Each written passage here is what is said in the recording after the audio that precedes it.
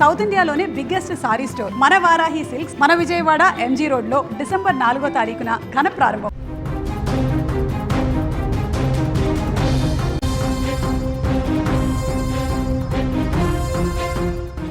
ఆంధ్రప్రదేశ్లోని పల్నాడు జిల్లాలో దారుణ ఘటన చోటు చేసుకుంది. సత్తెనపల్లి మండలం ధూళిపాల గ్రామంలో ఓ ఇంట్లోకి చొరబడి ముగ్గురు నిందితులు సాంబశివరావు అనే యువకుడిని కిరాతకంగా నరికి హత్య చేశారు.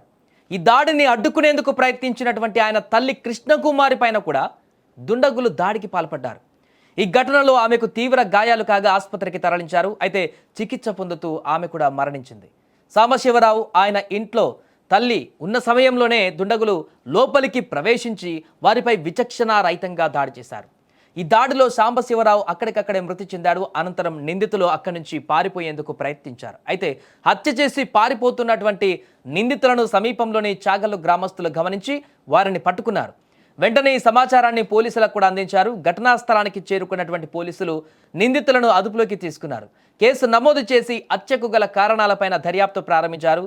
ఇంకా ఇందులో విశేషం ఏంటంటే హత్య చేసిన ముగ్గురు నిందితులు కూడా మైనర్లే. ఇంత చిన్న వ్యక్తులు ఇంత దారుణమైనటువంటి హత్యకు పాల్పడడానికి గల కారణాలేంటి? ఇంత దారుణమైనటువంటి అంటే వారి లైఫ్ స్పాయిల్ అయిపోతుంది హత్య చేస్తే, అయినా కూడా లెక్క చేయకుండా ఇంత దారుణానికి ఒడిగట్టారు ఈ మైనర్లు. అంటే అసలు ఈ ఘటన వెనుక ఏం జరిగింది, ఎవరు ప్రోద్బలించారు, లేకుంటే వీరికి ఆ వ్యక్తికి ఎలాంటి సంబంధం ఉంది? ముగ్గురు మైనర్లు అత్యంత దారుణంగా ఇద్దరు వ్యక్తులను హత్య చేయడం ఇప్పుడు అక్కడ కలకలం రేపుతోంది. ఏదేమైనా కూడా ఎంత దారుణమైనటువంటి సంఘటన అయితే అక్కడ స్థానికంగా ఒక్కసారిగా భయభ్రాంతులకు గురి చేసింది. అక్కడున్న వారందరినీ కూడా చాకచక్యంగా అక్కడున్న స్థానికులు గమనించి కొంతమంది పారిపోతున్న ఈ ముగ్గురిని పట్టుకున్నారు. హత్య చేసి దుర్మార్గంగా ఆ వ్యక్తిని అదేవిధంగా వారి తల్లిని హత్య చేసి పారిపోతున్నటువంటి సందర్భంలోనే అతను పట్టుకున్నారు.